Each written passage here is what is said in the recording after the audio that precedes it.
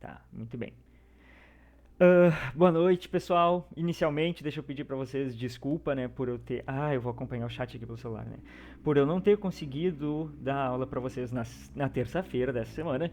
É o momento mais feliz da minha semana, juro pra vocês. Eu tava só... E minha semana tava uma porcaria, então eu tava só esperando, assim, pra ter aula com vocês. E daí eu tava sem internet, né, no computador. Meu celular é muito ruim. E daí eu não consegui. Fiquei bem triste mesmo. Mas enfim, estamos aqui hoje, vamos recuperar hoje. E o que eu tinha que falar pra vocês antes de qualquer coisa? Tem um pessoal aí que tava comigo na monitoria de quarta-feira da semana passada. Deixa eu ver ali no chat. Eu tá. Tá, beleza. Gente, porque na monitoria eu falei pra vocês uma bobagem. A gente fala bobagem de vez em quando, né? Então, já tô até gravando pra minha bobagem ficar registrada. A bobagem que eu falei pra vocês foi quando falava dos peptidoglicanos das bactérias, né? E eu falei pra vocês que era um açúcar que tinha na membrana das bactérias, na parede das bactérias, na membrana das bactérias, e que era responsável pelo reconhecimento celular. Lembra disso? O João Vitor acho que estava, né? Lembra disso? Sim, lembro só. Sim, pois é, então, mas os peptidoglicanos, eles são sim açúcares que tem na membrana das bactérias, das células procariontes, só que essa parte da citocompatibilidade, então, do reconhecimento celular, quem faz é um açúcar que nós temos nas nossas células eucarióticas, tá bom? Numa estrutura chamada glicocálix. Os peptidoglicanos das bactérias, eles dão estruturação, então deixam a membrana firme, tá? Eles não fazem esse reconhecimento. Então, tô me redimindo pela bobagem que eu falei, desculpem. Quando eu saí da aula, eu saí pensando nisso, eu pensei, tarde demais pra eu remediar. Mas enfim, tô falando pra vocês agora. Então, quem anotou no caderno alguma coisa, já risquem e arrumem. E galera, hoje, na nossa aula de hoje, não sei se vocês viram o nosso polvinho aqui atrás, ele tá com a carinha azul, vocês viram? Porque ele tá brabo. Porque hoje o nosso conteúdo hoje ele é brabo também, tá bom? É um conteúdo mais chatinho. Nesse sentido, é até bom estar sendo hoje nessa aula, porque não fica junto com a aula de física e com a aula de matemática, porque a gente vai falar um pouquinho de matemática se der tempo. Vocês perceberam que toda aula eu não estou conseguindo tempo suficiente para terminar a aula? Assim a gente vai ainda até chegar na última, daí na última a gente se dá mal. Não, tô brincando, a gente vai conseguir, vai dar tudo certo, vamos ter fé. E hoje a gente vai conversar sobre especiação e genética de populações. Mas antes da gente começar a falar sobre isso, a gente vai voltar para aquilo que a gente estava falando na aula anterior do lamarquismo. Vocês se lembram ainda sobre isso? E daí vocês devem ter percebido que eu não coloquei para vocês como eu coloco na quarta-feira pela manhã, tento colocar um vídeo tirando as dúvidas do chat, porque na nossa última aula, na real, não tiveram dúvidas no chat que não foram tiradas na conjuntura da aula mesmo. Exceto por alguns comentários que vocês fizeram, de não chegaram a ser dúvidas. Alguém falou sobre quando a gente falou do uso e desuso, né? Então a gente usar as estruturas e elas se desenvolverem pelo uso. Alguém comentou sobre naquelas tribos africanas, né, que notoriamente as mulheres colocam argolas para esticar o pescoço. Não falaram sobre isso? Tá presente? Está entre nós a pessoa que falou sobre isso? Falaram, beleza. E daí eu deixei para comentar com vocês na aula de hoje, ao invés de gravar um vídeo explicando, tá bom? Gurizada, sim, isso aí acontece, né? Então tem esse pessoal que estica o pescoço colocando essas argolas, né? Nós temos tribos aqui assim nativas brasileiras da América do Sul e tribos até africanas mesmo e populações ali naquela região da Micronésia e Melanésia, Polinésia, que colocam inclusive também pedras, já viram? Colocam pedras no lábio inferior e daí o lábio vai crescendo e fica grande assim, né? Então, gente, isso aí não é um exemplo de uso e desuso? O que vocês me dizem? Vamos ver. Olha, 9h30 da noite eu pedindo para responderem para mim no chat. Força! Confio em vocês. Acho que é, né? Faz sentido, né, Nicolas? Faz sentido, porque tu tá usando aquela estrutura e ela tá se desenvolvendo, né? Então, é e não é ao mesmo tempo. Como é e não é. Sim, ao nós utilizarmos essa estrutura, ao nós forçarmos essa estrutura, como quando a gente vai na academia, por exemplo, que vocês estão vendo que eu não vou, mas quando a gente vai na academia, a gente começa a desenvolver aquelas partes do corpo que nós estamos utilizando, né? Assim como se a gente ficar, sei lá, um mês deitado numa cama, a gente vai atrofiar algumas partes do nosso corpo que nós não estamos utilizando, correto? Então isso seria um exemplo de uso e desuso, né? Porém, galera, o uso e desuso lá proposto, postulado por Lamarck, proposto por Lamarck, ele diz que essas características elas são transmitidas de forma hereditária, tá bom? Então, segundo a teoria do uso e desuso, a lei, no caso do uso e desuso, se a gente colocasse argolas no nosso pescoço, a gente teria filhos, os nossos filhos nasceriam com o pescoço já comprido. Por quê? Porque nós forçamos o nosso pescoço, tá bom? E isso aí não acontece. Então nós podemos sim mudar o nosso fenótipo, nós podemos mudar as nossas características visuais, tá bom? As nossas características expressas pelo nosso material genético. Mas essas características a gente está mudando elas ali no nosso corpo momentaneamente, tá? Elas não são transmitidas, elas não estão no nosso material genético, tá bom? Então, é um exemplo de uso e desuso? Não, é um exemplo das nossas estruturas sendo alteradas pelo uso e desuso. Não é o uso e desuso do Lamarck. Ficou claro para vocês? Ficou claro, Nicolas?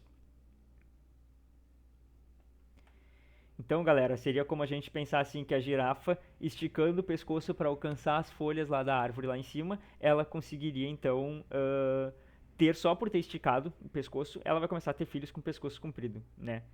E não é isso que acontece, né? Se eu for pra academia, por exemplo, eu não vou ter um filho porrada, né?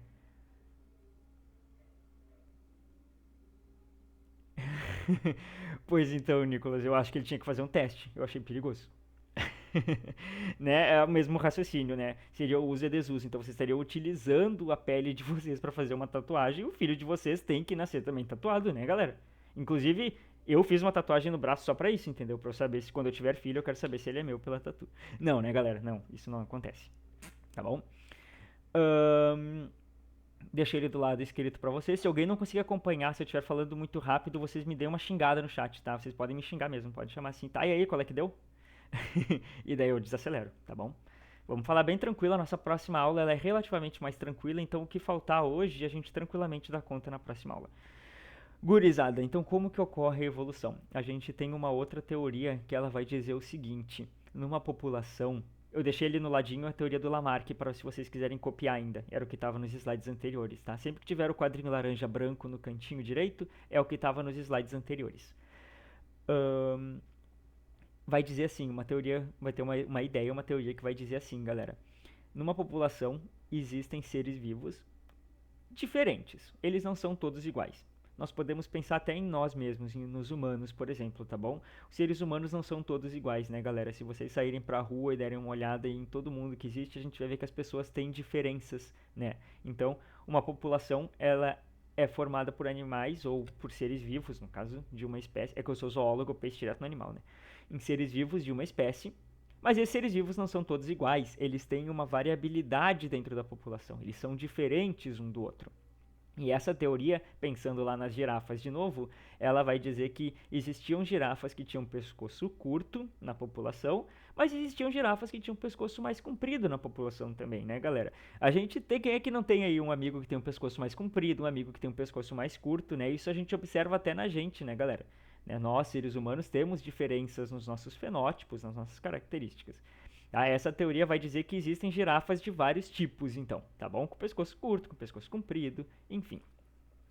Quando ocorre aquela aridificação ou aridização, aquele momento que a África fica árida, vamos falar assim para ficar mais fácil, vai ficar que nem os pescoços, né? Dessa vez eu vou acertar. Quando ocorre então esse momento mais árido ali na África, a gente começa a ter aquele predomínio de gramíneas, então de plantas mais rasteiras, as árvores vão começar a ter suas copas. Vocês sabem que é a copa de uma árvore é o topo lá, né? Vão começar a ter suas copas, onde ficam as folhas, mais acima, tá? E daí as girafas que têm pescoço curto, por não alcançarem onde estão as folhas lá em cima, elas vão acabar morrendo. Tá? Morrendo de fome, elas não alcançam mais aquelas folhas, porque o ambiente mudou e elas não têm o pescoço grande o suficiente para alcançar. Porém, aquelas girafas que elas têm o pescoço mais comprido, então elas têm lá no material genético delas, lá no DNA tem alguma informação que fala assim, ó, faz o pescoço comprido nessa girafa, tá? Então essas girafas que têm o pescoço mais comprido, elas vão acabar conseguindo alcançar essas folhas, mesmo que as árvores estejam com as suas copas mais altas. Como aquelas girafas de pescoço curto morreram de fome com essa mudança do ambiente, essas girafas elas não vão conseguir se reproduzir. Por quê? Porque elas morreram, obviamente, né? E daí as girafas de pescoço comprido elas vão acabar sendo selecionadas pelo meio, tá bom? A seleção natural ela fala exatamente sobre isso, tá? E daí essas girafas que têm pescoço comprido vão reproduzir entre si e vão cada vez mais gerar girafinhas com pescoço comprido, beleza? As animações estão parecendo legal para vocês aí? Me mandem um salve ali no chat. Então, galera... Beleza, obrigado, Nicolas. Então, galera, a teoria do darwinismo proposta por Darwin, ela vai falar exatamente sobre isso. Ela vai falar sobre a seleção natural, tá bom?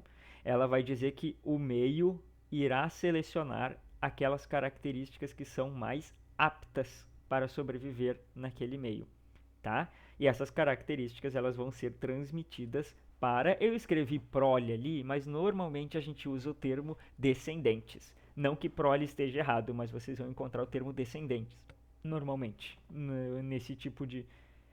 quando estiver falando sobre esse assunto. Beleza?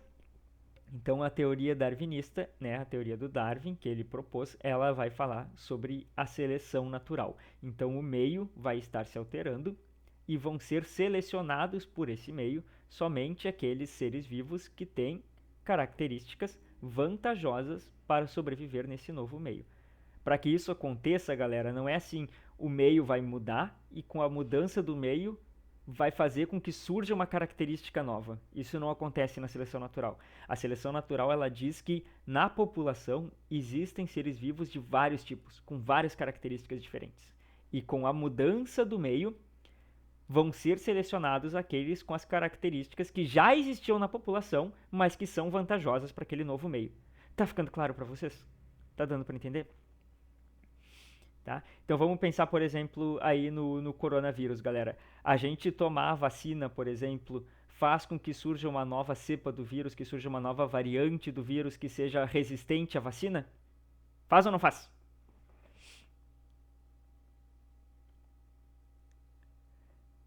Não, perfeito, Nicolas, não faz. Já existiam vírus que eram resistentes à vacina e já existiam vírus que não eram resistentes à vacina. Quando a gente toma a vacina, esses vírus que não eram resistentes, então, não vão conseguir completar seu ciclo de vida, digamos assim, né? Vírus não é ser vivo, mas não vão conseguir se reproduzir, né, galera? Vírus são parasitas intracelulares obrigatórios, eles precisam estar dentro das nossas células para se reproduzir. Então, os vírus que têm essa fraqueza, digamos, não têm essa resistência à vacina, eles vão acabar morrendo. Como eles morrem? Exatamente, essas variações, elas o tempo inteiro elas estão aí na população, tá bom? Só que quando a gente toma a vacina, a gente acaba matando aqueles que não têm resistência à vacina. E quem vai se reproduzir em maior quantidade daí, já que os outros morreram, são aqueles que já eram resistentes à vacina, tá bom? A seleção natural é exatamente isso. Ela foi proposta por Darwin, então, naquele famoso livro que vocês devem ter escutado falar já, A Origem das Espécies. O que é interessante eu comentar com vocês aqui? Duas coisinhas. Uma, quando o Lamarck escreveu o livro dele, ele publicou o livro dele no mesmo ano em que o Darwin nasceu, tá bom?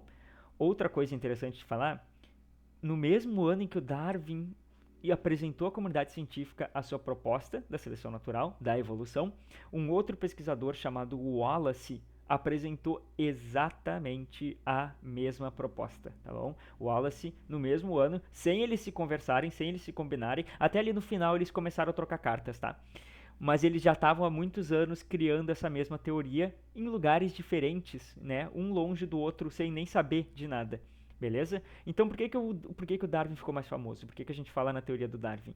É que o Darwin ele fez uma viagem num navio chamado Beagle, que saiu da Europa, veio aqui para o Brasil, veio em toda a América do Sul, foi para Galápagos, até lá ele falou sobre os tentilhões de Galápagos, que é super interessante. Depois foi lá até a Austrália, passou ali assim pela Oceania, passou pela Ásia e voltou para passou pela África e voltou para a Europa. Então Darwin ele juntou muitas evidências que suportavam a teoria dele da evolução. Enquanto Wallace, apesar de propor a mesma coisa, não tinha tantas evidências, porque ele não fez uma viagem dessas, né? Então a do Darwin acabou sendo a que ficou mais famosa, que ficou mais bem aceita. Mas de vez em quando ela aparece como teoria de Darwin-Wallace, tá? Com o hífenzinho, só para vocês saberem. Beleza?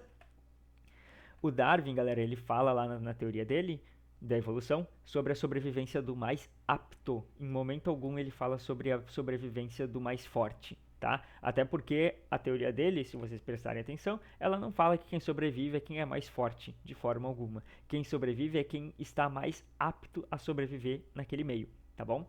Então o meio ele se modifica, porque ele está sempre se modificando. Lembra que eu falei que o nosso Rio Grande do Sul lá, antigamente ele era o deserto do Botucatu e atualmente ele é o nosso Pampa, né? Então o meio ele está sempre se modificando e vai sobreviver aquela parcela da população que está mais apta para sobreviver naquele meio, tá? Então sobrevivência do mais apto, né? Survival of the fittest, ele coloca no livro dele. Não é do mais forte. Isso não, em momento algum, está escrito no livro. Tranquilo? Estão cansados? Quinta-feira à noite? Eu tô com uma dorzinha de cabeça, para falar a verdade para vocês. Como, galera, essa parte da genética, você se lembra lá do Mendel, o padre tarado que trabalhava com as taradas das ervilhas? Lembra disso? Ficava trabalhando com ervilha?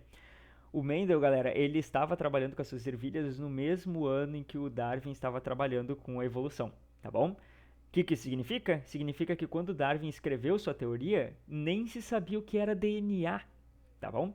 Então o Darwin ele não soube explicar algumas coisas na teoria dele. Por exemplo, ele não soube explicar por que ocorria uma variação dentro da população, ou seja, por que existiam girafas de pescoço comprido, por que existiam girafas de pescoço curto.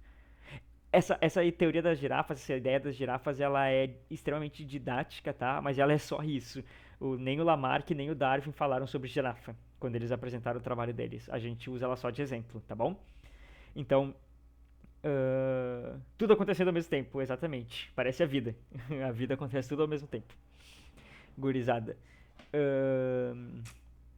O Darwin, então, ele não sabia o que era DNA, ele não soube explicar por que tinha girafas de pescoço comprido, por que tinham girafas de pescoço curto, tá bom? E ele também não soube explicar como que essas características que as girafas eram selecionadas. Eu tô falando nas girafas como se ele tivesse falado de girafa, né? Mas como que essas características que eram selecionadas eram transmitidas para a próxima geração? Porque não se sabia sobre genética, tá? A gente tem até 10 horas, né? Beleza. Aí lá na primeira aula, a Cacau me perguntou se aquela marcha da evolução, se era de fato assim, se era uma imagem errada, né? Se ela estava equivocada. O que vocês acham, galera, sobre a imagem da marcha da evolução? É isso aí que a gente vai conversar agora. Mas antes, vamos garantir que a gente entendeu bem sobre a teoria da evolução. E tem essa história que ela é sensacional, foi um fato que aconteceu, tá bom? Lá antes do século XVIII, na Inglaterra, nós tínhamos uma espécie de mariposa. Essa espécie de mariposa era composta por uma população de mariposas brancas e pretas, tá bom? Tinham mariposas que eram mais clarinhas, tinham mariposas que elas eram exatamente, Raíssa, é isso mesmo. Mariposas que eram mais clarinhas, mariposas que elas eram mais escuras, tá? Na Inglaterra, neste momento, ocorriam algumas árvores e essas árvores elas tinham o seu tronco, seu galho coberto por limo, um limo que deixava esse tronco com um aspecto esbranquiçado. Então as mariposas vão lá e pousavam bem de boa no tronco delas. Se vocês fossem um passarinho morrendo de fome, galera, e vocês estivessem voando e tivessem que pegar uma mariposa para comer, qual mariposa neste momento vocês viriam com maior facilidade e pegariam com maior facilidade? As mariposas escuras, né? Elas eram muito facilmente vistas nesse limo branco, tá bom? E daí essa população de mariposas brancas, ela cada vez aumentava mais, tá bom? Não é que não existiam mariposas escuras nessa população, mas quem tinha uma seleção, né, preferencial, quem estava sendo selecionado eram as mariposas brancas. Por quê? Porque o ambiente era composto por árvores que tinham um limo esbranquiçado ao redor. Tá bom? Então tá vendo como o meio selecionou aí um tipo de mariposa que ocorria nessa população? Elas são da mesma espécie, tá bom? As mais clarinhas, as mais escurinhas, né? Mas quem está sendo predado com maior facilidade são as mais escuras. Aí lá na segunda metade do século XVIII aconteceu a tal da Revolução Industrial. Com a Revolução Industrial, galera, esses troncos eles passaram a ficar escurecidos porque esse limo morreu com a poluição. O limo eram líquens, na verdade, né? E o líquen, ele é um indicador de poluição, um indicador ambiental fabuloso, porque qualquer poluidinha que vocês derem no ar, assim, o líquen já morreu, tá bom? Então, galera, começou a ficar esse tronco escurecido, tá? Porque, na verdade, não começou a ficar escurecido, ele era escuro, o líquen começou a morrer e o tronco voltou a ter sua cor original de madeira. Com isso, galera, agora, se vocês fossem um passarinho chegando, qual mariposa que vocês predariam com maior facilidade? passaram a ser predadas as mariposas de cor branca, tá bom? Isso reduziu a quantidade de mariposas brancas na população e permitiu que se reproduzissem em maior quantidade as mariposas de cor escura, porque agora elas conseguiam se camuflar. Isso é um exemplo clássico em que nós conseguimos observar a seleção natural acontecendo. Beleza? Já tinha escutado falar disso, né? Tranquilo. A teoria do Darwin, então, galera, ela é a que nós aceitamos até hoje, né? A evolução segundo Darwin e a seleção natural. Mas a gente fala hoje sobre o neodarwinismo, né? O neodarwinismo, ele pega a teoria do Darwin e aqueles buracos que a gente falou, aquelas coisas que ele não sabia explicar, foram preenchidas no neodarwinismo à luz da genética. Então, a gente já tendo conhecimento sobre o DNA e sobre como ele funciona, a gente conseguiu explicar que essas variações dentro da espécie, que elas se devem a mutações, recombinações, fecundação. A gente vai dar uma olhada nessas três agora, tá? Mas vocês vão ver melhor em genética depois também. E também conseguiu explicar como que isso é passado para frente. Tranquilo? Galera, vamos lá. Mutações. Como é que ocorrem as mutações no nosso material genético? Bom, elas podem ocorrer, por exemplo, por irradiação solar, né? Os raios solares, eles causam mutações no nosso material genético, sim.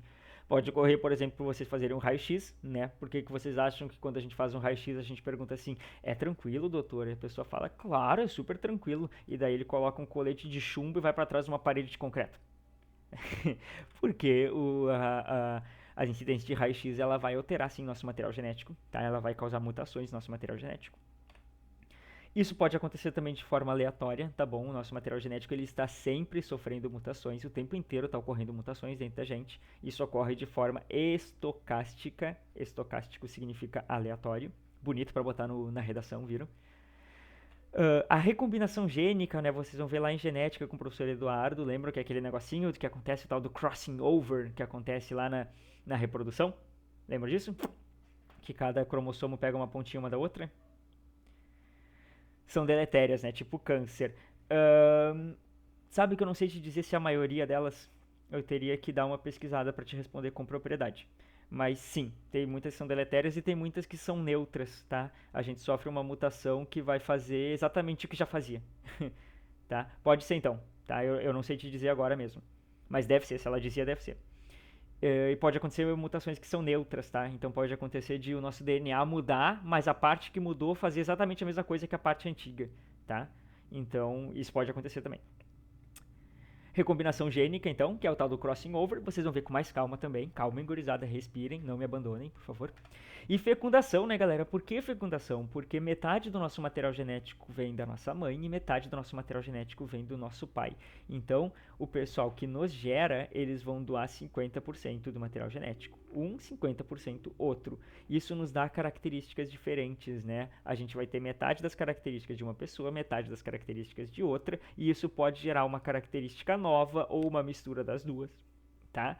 Então isso gera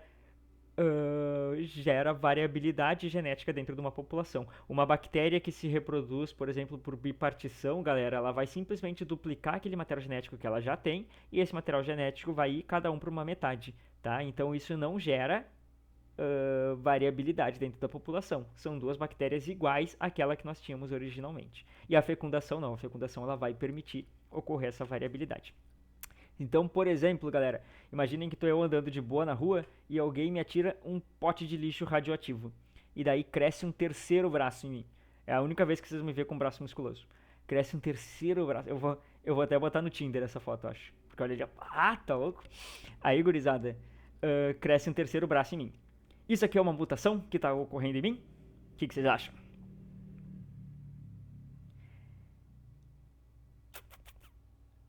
Parece uma mutação, né, galera? Sim e não, novamente. Sim e não. Por que sim e não, gurizada? Porque para eu transmitir essa minha mutação para minha população, então, para eu levar para frente esse meu terceiro braço, quando eu tiver um filho, galera, as células aqui atrás que sofreram essa mutação das minhas costas, então o meu material genético aqui atrás, ele recebeu uma nova informação que diz: bota um braço nesse homem, tá bom? Então, essas células que estão aqui atrás das minhas costas, elas vão ter alguma coisa a ver com o momento da minha reprodução, quando eu for gerar os meus descendentes para minha população? Não, né, galera? Não vai ter nada a ver. Para que uma mutação ocorra e seja transmitida para a população, ela tem que ocorrer nas minhas células germinativas, tá bom? Então seria nos meus espermatozoides, ou nas células que formam meus espermatozoides, ou nos meus ovócitos e nas células que geram meus ovócitos. No caso, eu não produzo ovócitos, né, galera? Então, nos meus espermatozoides. Ahn, Aí sim, se o material genético das células germinativas mudar, o meu filho vai carregar, o meu filho, a minha filha, vai carregar essa informação genética que foi mudada, que foi mutada, tá bom? Então, Nicolas, sim, tá, é uma mutação que está ocorrendo em mim, mas isso está ocorrendo só em mim, beleza? Isso não vai ser de forma alguma passado para a população. No caso, isso vale para características sexuais? Não, não, isso vale para tudo, tá? Porque, por exemplo, todo o material genético que eu tenho em todas as células do meu corpo um dia já estiveram dentro daquele um espermatozoide que venceu a corrida, tá? Então, por exemplo, o material genético que dita a cor do meu cabelo, a cor dos meus olhos, que dita, sei lá, o tamanho da minha barba, isso tudo está dentro de todas as minhas células, tá bom? Por exemplo, aqui nas células que eu tenho dentro da minha boca, Nicolas, tem material genético com informação que diz assim, faz cabelo castanho? O que tu acha? O que vocês acham, gurizada? Tem ou não tem?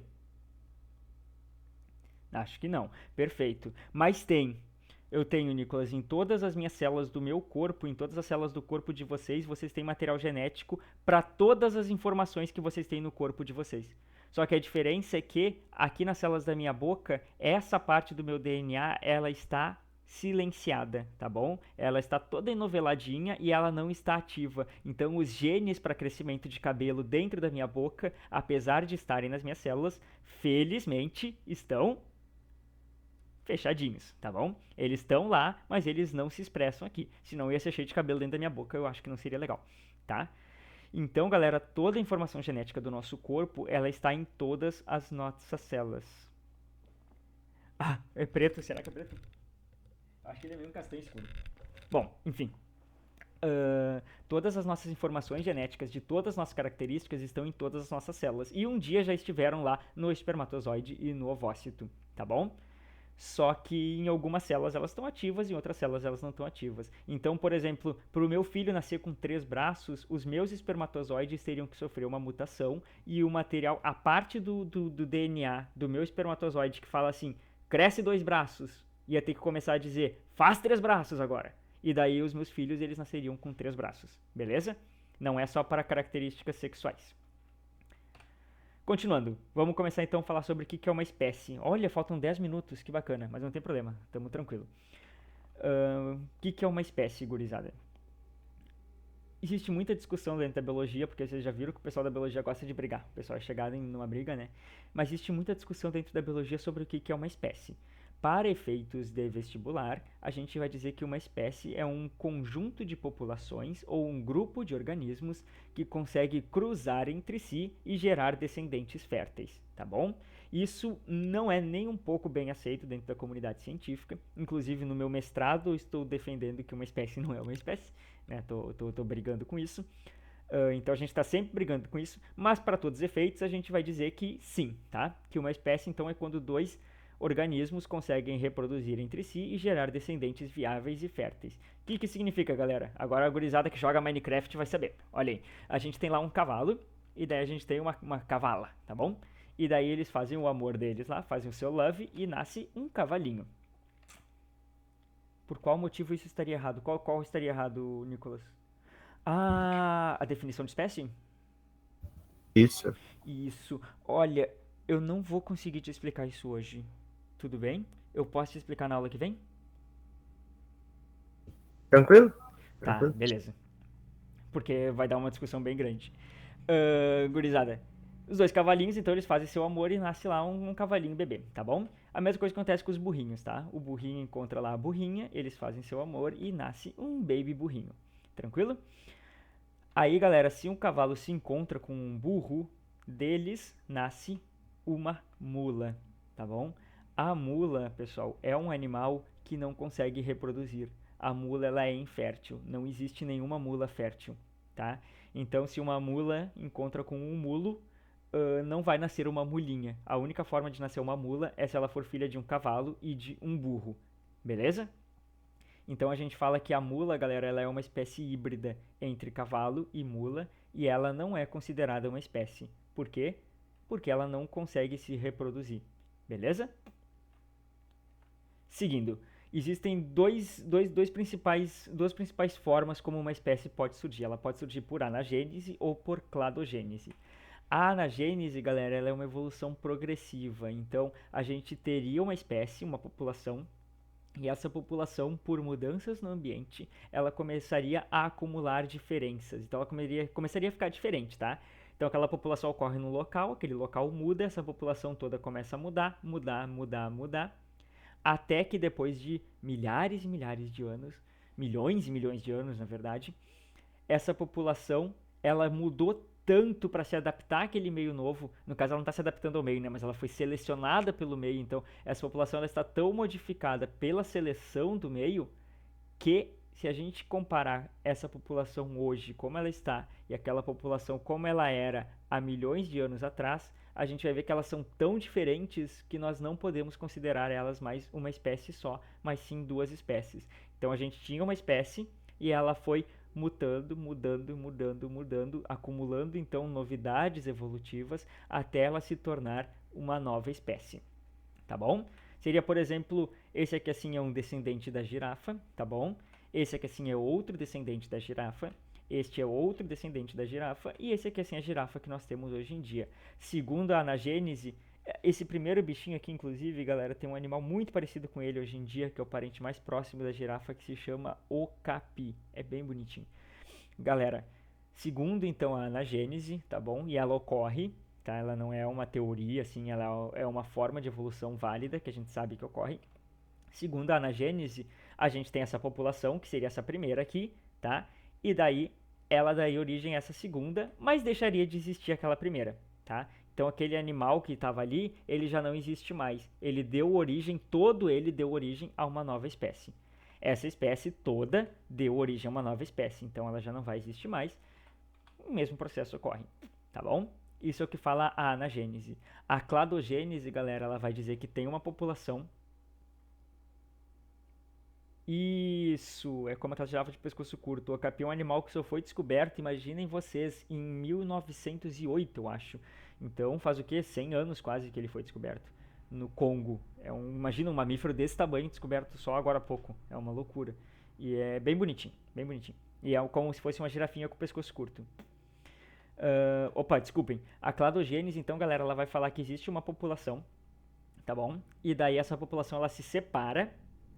E quando ela se separa, elas começam a ter influências ambientais diferentes, pressões ambientais diferentes. E o ambiente vai começar a selecionar essas duas populações de forma diferenciada, tá bom? Então essa população vai ter um tipo de ambiente que vai selecioná-la de um jeito e essa população vai ter outro que vai selecioná-la de outro.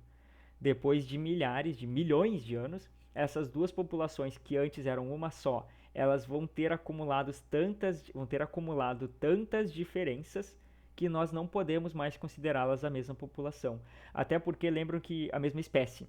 Até porque vocês lembram que o conceito de espécie era que elas podiam cruzar entre si e gerar descendentes férteis.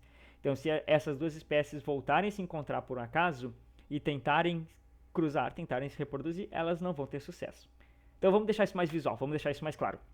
A gente tem uma floresta lá, onde ocorre uma ilha, onde ocorrem uns macaquinhos, tá bom? Esses macaquinhos, como tem muitas árvores na ilha, eles têm o rabinho, tá? Esse rabo ele é um membro prênsil que os macacos vão utilizar para se prender nas árvores, tá? Porque eles usam para se pendurar ali nas árvores.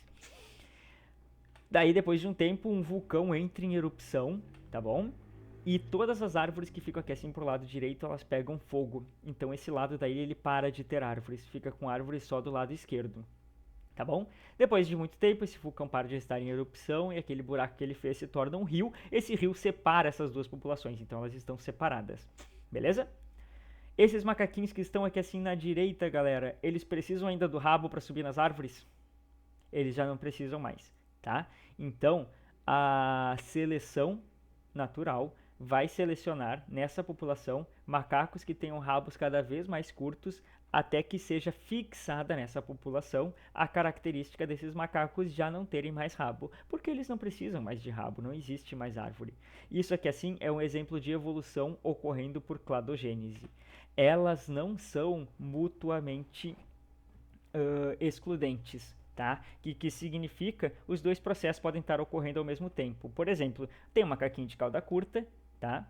Desculpem, tem um macaquinho com rabo, um macaquinho com cauda, e daí ele sofre um processo de cladogênese, especiação por cladogênese, elas vão se separar, tá bom? E daí esse macaquinho que ficou ali embaixo, que ficou na parte da ilha que não tinha árvores, ele vai começar a acumular diferenças até que ele faça um processo de evolução por anagênese, vai se tornar uma espécie nova. Beleza?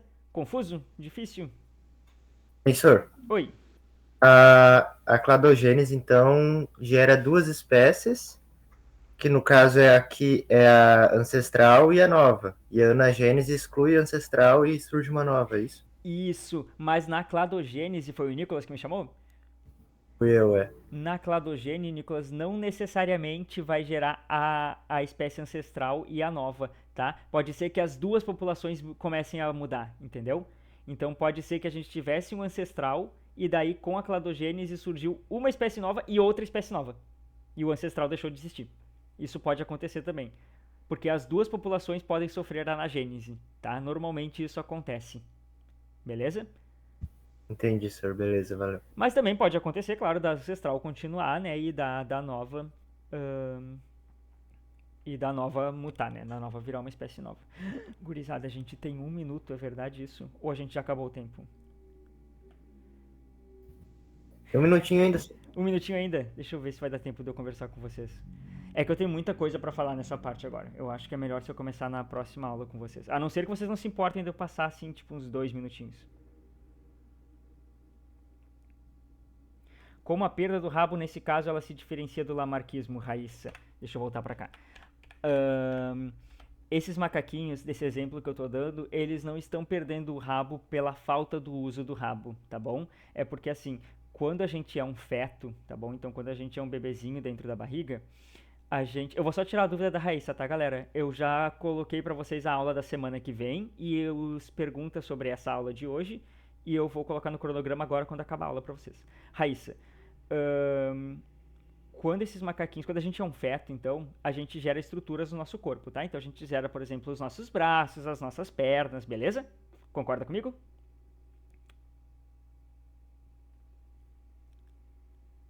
Beleza. Fazer isso, a gente gerar pernas, a gente gerar os nossos braços, isso vai nos gastar energia, tá? Isso é um gasto de energia. E depois também, pensem bem, no meu braço eu não tenho pelos, meus pelinhos do braço. Tô demonstrando pra vocês meus pelos do braço. Eu tenho vários pelos no meu braço. Cada vez que um pelinho desse aqui assim cai, galera, ele tem que crescer de novo. Isso gasta energia. Eu tenho unhas na ponta dos meus dedos, né? Que ficam na ponta do meu braço. Essas unhas crescerem gasta energia. Circular sangue dentro desse braço, gasta energia. Tá bom? Então, por que nós temos braço? Porque a gente precisa do braço. Se eu começasse a não precisar mais usar o meu braço, iam começar a ser selecionados seres humanos que nascessem sem braço. Por quê? Porque isso economiza muita energia. Se a gente não utilizasse o braço, seria muito vantajoso a gente nem ter o braço. Isso é uma economia de energia e isso é seleção natural, tá bom? A gente está sendo selecionado nesse exemplo aqui do macaco, um macaco que não tenha rabo, porque ter rabo é um gasto de energia gigantesco. Os macaquinhos que vivem nas árvores, eles precisam do rabo deles. Então, se eles não tiverem rabo, eles não vão conseguir subir na árvore e eles vão morrer de fome, tá bom? Agora, os macaquinhos que vivem aqui no chão, eles não precisam mais do rabo. Então, um macaco que gasta energia criando pelo no rabo, mexendo o rabo, suando com o rabo, esse macaco, ele vai gastar tanta energia com o rabo que ele não precisa, que ele vai acabar morrendo de fome. Enquanto um macaco que não tem rabo, ele não vai gastar energia com o rabo. Eu sei que parece muito louco, mas é assim que a seleção natural acontece. Tá bom? Conseguiu entender?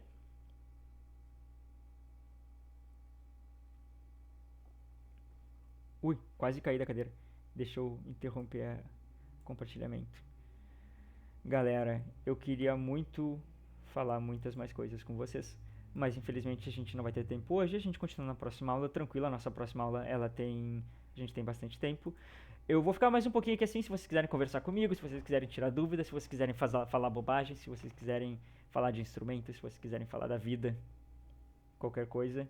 Vou estar aí até o último de vocês sair. Boa noite, boa noite, boa Feitor, noite. valeu, boa noite. Valeu, boa noite. O que vocês querem ficar aqui 10 horas da noite, né? Nem eu quero também, entendo vocês. Passa, eu vou jantar. O senhor não janta? O senhor não janta? É, eu comi um pãozinho agora há pouco. Ah, Ah, só assim. mas então tá. Tá bom? Mas nos vemos semana que vem na terça-feira daí. No Tá horário bem, normal. então um abraço. Tá, Boa valeu. semana. Até Obrigado, mais. igualmente, Nicolas. Até. Até.